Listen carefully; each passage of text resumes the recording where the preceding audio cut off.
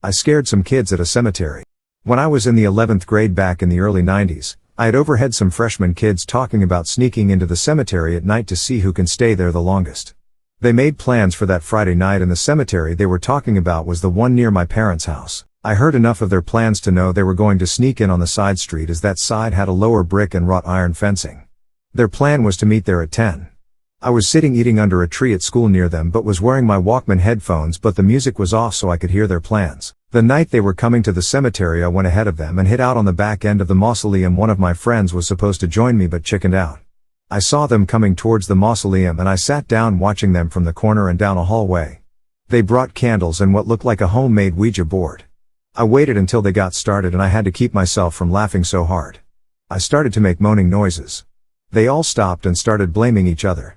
They had a little flashlight and looked around. I then threw a rock towards them and one of the girls screamed. They were saying it's just their imagination. They sat there looking around them, kind of huddled together.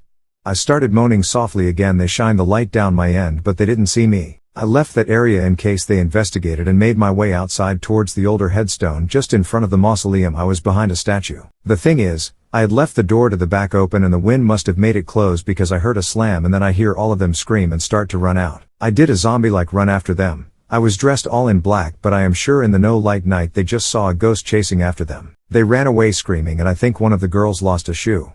I went home laughing. To this day I never told them it was me.